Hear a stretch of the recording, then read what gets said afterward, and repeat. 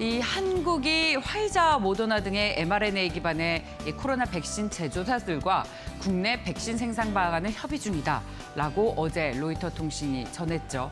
타결 즉시 10억 회분을 생산할 준비가 돼 있다는 보도에 대해서 한국 정부 관계자가 사실이 아니다라고 밝혔습니다.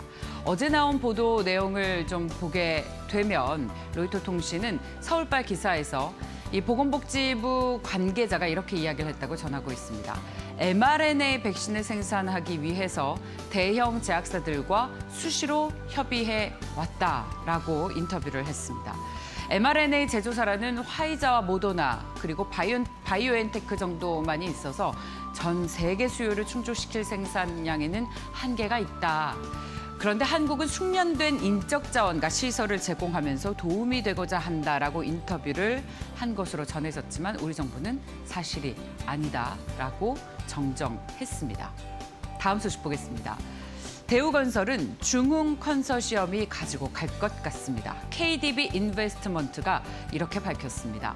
대우건설이 지난 20년 동안 소위 주인 없는 회사로 지내왔고 진짜 주인을 찾는 일이야말로 대우건설 관련 모든 이해관계자들의 공통되고 시급한 과제임을 잘 인식하고 있다라고 이야기를 했습니다. 앞으로 주인을 찾아주기 위해서 신속히 마무리해서 대우건설이 조속한 경영 안정화는 물론 지속 가능한 성장 기반 구축을 달성할 수 있도록 지속할 계획이라고 밝혔고 중흥건설은 이 대우건설의 해외와 토목 플랜트 사업 유지 계획을 유지하고 또 지속시키는 데 관심이 있다라고 밝혔습니다. 다음은 남양유업 소식입니다. 유제품을 먹으면 코로나19를 예방할 수 있다라는 광고로 화제가 됐었죠. 이것 때문에 과대 광고로 영업정지를 당하는 게 아니냐라는 예측이 나왔던 남양유업이 일단 공장은 계속 돌릴 수 있게 되었습니다. 대신에 과징금을 부과하는 것으로 정부에서 방침을 결정을 했는데 세종시에 따르면 남양유업에 과징금 8억 2천여만 원을 부과하기로 내부적으로 결정했습니다. 이 과징금이 결정이 된 과정은 이렇습니다. 하루 부과 최대치인 1,381만 원으로 두 달치를 합산해서 이런 금액이 나온 건데요. 식약처 관계자는 앞서서 남양유업이 식품표시 광고법을 위반했다라면서 세종시에 영업정지 처분을 요구한 바 있습니다. 그런데 영업정지가 아니라 과징금을 부과하는 것으로 마무리가 된 겁니다.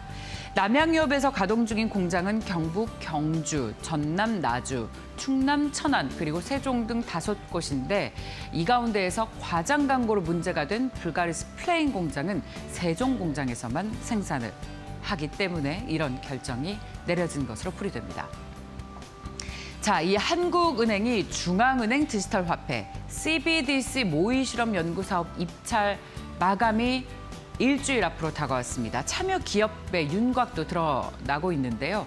당초에 알려진 건 네이버와 카카오 이외의 IT 서비스 빅3인 삼성 SDS, LG CNS, SK CNC입니다. 이렇게 빅3, IT 서비스 빅3까지 눈독을 들이고 있어서 굉장히 혼전과 경쟁이 예상되는데 12일 입찰이 마감이 됩니다. 하는 CBDC 모의 실험 연구 사업을 놓고 이 빅3 IT 기업들이 참여를 검토하고 있어서 더욱 경쟁이 심해질 것 같은데 LG CNS의 경우에는 이미 참여를 기정사실화한 상태입니다. 앞서 그리고 네이버와 카카오도 이번 입찰에 참여할 뜻을 계속해서 밝혀왔죠. 특히 네이버 자회사인 라인플러스와 네이버 파이낸셜 컨소시엄을 구성해서 입찰에 참여할 예정입니다. 최근 라인은 CBDC 플랫폼 사업을 추진해 온 바 있습니다. 자, 다음 소식 보겠습니다. 국내 철근 유통 가격이 급락했습니다. 그동안 고공행진했었죠. 계절적인 비수기에 진입한 데다 일부 공장 생산량 회복과 매점 매석의 단속 결과로 풀이됩니다. 철근업계에선 하지만 일시적이다. 올해 남은 기간 동안도 철근 가격은 강세를 이어갈 것이라고 예상하고 있습니다. 정부는 철근 유통 가격 안정화를 위해서 지속 모니터링을 강화한다는 방침인데요. 가격이 얼마나 올랐을까요? 이번 주 국내 철근 유통 가격은 통당 108만 원을 기록했습니다. 불과 일주일 만에 12.9% 하락했습니다. 종전 최고가였던 35만 원 대비로는 20% 급락한 겁니다.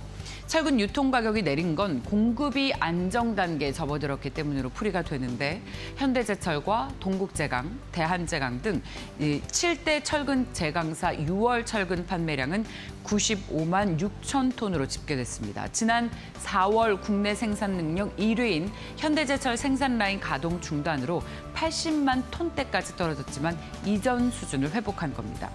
여기에 계절적인 비수기까지 겹쳤는데 철근은 건설용 자재로 쓰이죠. 그런데 잘 아시겠고 상식적으로 생각해봐도 장마가 계속되고 너무 더우면 건설 현장은 일시에 멈춰설 수밖에 없죠. 여기에 정부 노력도 있었습니다. 이전까지는 일부 대형 건설사들과 중간 유통업체들이 철근을 사재기해서 유통 가격이 계속 올랐는데 정부가 이 철근 유통 활성화를 위해서 매점 매석 단속을 추진을 한 것입니다. 하지만 이 철근 업계는 이런 유통 가격 하락이 장기화하지 않을 것으로 예상했다고 말씀을 드린 바 있죠. 그 이유는 장마 시작으로 철근 패닉바잉 심리가 일부 위축됐고 수급 균형 붕괴가 잠시 안정을 찾고 있다. 하지만 올해 건설 시장 등을 감안하면 수요 우세 시장은 계속 이어질 거고 따라서 계속해서 철근을 필요로 하는 만큼 유통 가격의 상승도 기저를 이어갈 것이라고 이야기를 하고 있습니다.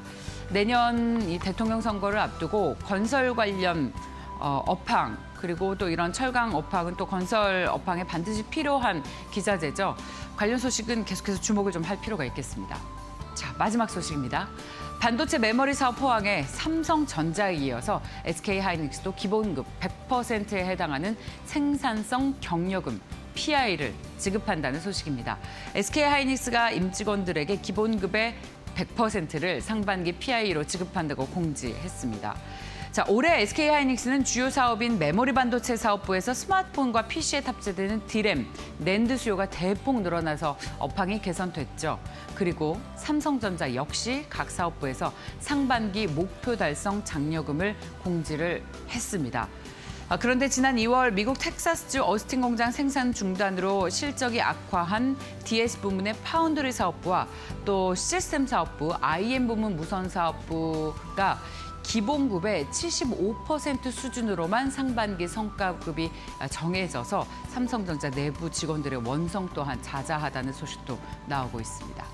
자, 오늘 증권업계에서는 어떤 이슈에 주목을 하고 있을지 직접 들어보도록 하겠습니다. 유진투자증권 서울 WM센터로 가겠습니다. 김영재 이사님, 안녕하십니까? 네, 안녕하십니까? 네, 오늘은 어떤 이슈 보고 계십니까? 네, 저는 오늘은 조선업종에 대한 관심이 지금 좀 나타나고 있는데 이 관심이 좀 더 이어질 수 있다 이런 관점에서 좀 말씀드리도록 하겠습니다.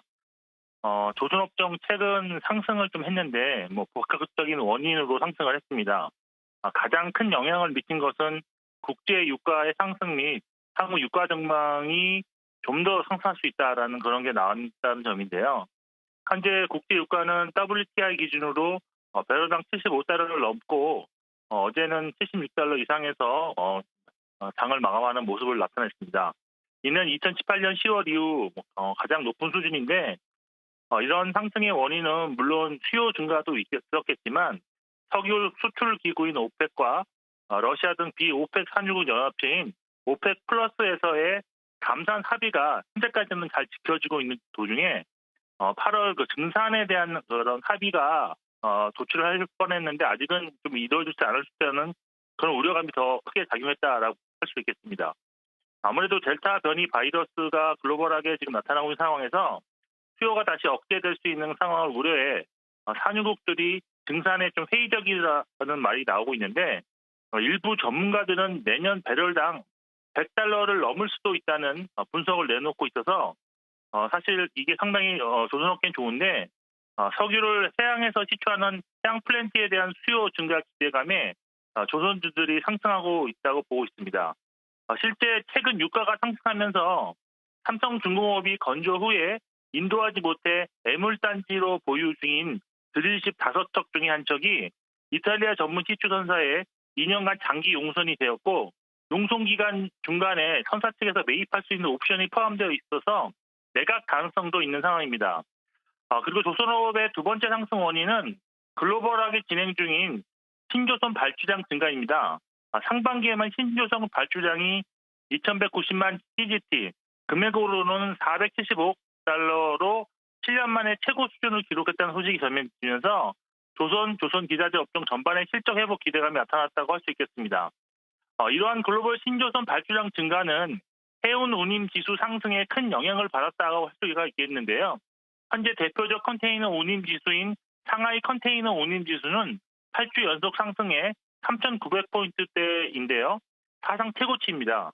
벌크섬 운임 지수인 BDI도 3,300에서 3,400포인트대를 유지하면서 2010년 6월 이후 가장 높은 수준을 유지하고 있다는 점에서 글로벌 선주들의 추가적인 발주가 기대된다고 할 수 있겠습니다. 실제 최근 국내 조선사들도 수주 소식을 지속적으로 지금 발표하고 있는데요. 한국조선해양의 경우 자회사 수주 물량을 포함해 최근 여객선이라든지 LPG선, 컨테이너선 이런 것을 포함해서 10척에 대한 건조 계약을 체결했습니다. 삼성중공업도 어제 공시를 통해서 6,545억 규모의 친환경 LNG 운반석 3척 계약을 체결했는데 전반적인 발주량 증가와 그에 따른 수주 계약 증가가 국내 조선사들의 향후 실적 전망을 또 밝게 만들고 있습니다. 그리고 상반기 국내 빅3 조선업체의 수주 목표 달성률이 이미 70%를 상회했고 하반기에는 카타르 LNG선 발주 등 대형 프로젝트들이 남아 있어서 목표 초과 달성 가능성도 충분하다고 전망되고 있는 상황입니다.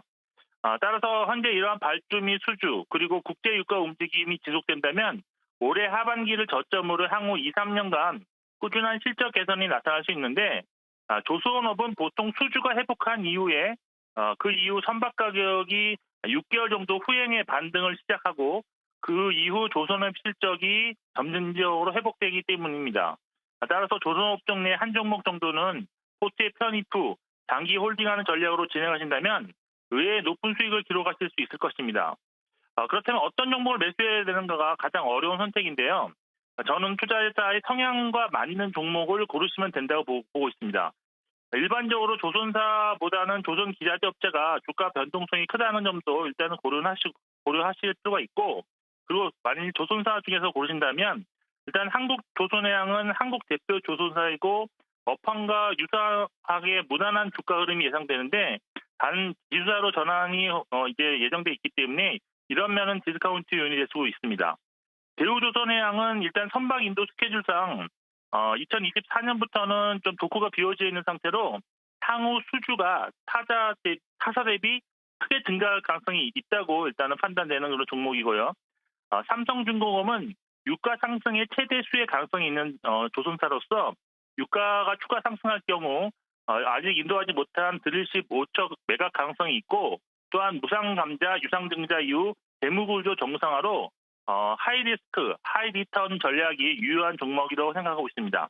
저는 개인적으로는 삼성중공업을 선호하는데 아직 적자에서 벗어나지 못했고 무상감자와 대기부 중개를 앞두고 있지만 과거에 대한항공도 이러한 흐름이 있었는데 그 이후 최종적인 증자 이후에는 상당히 좋은 흐름을 보인다는 점에서 주가는 증자 이후 상당히 우상향 패턴으로 꾸준히 진행할 가능성이 있다고 보고 있습니다.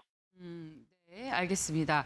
특히 또 실적 시즌이 본격적으로 시작되는 만큼 이제 숫자가 나오는 기업들에 관심을 가지게 될 텐데 자, 관련해서 오히려 또 역발상으로 삼성중공업 관심 있게 보고 있다는 말씀까지 들어봤습니다.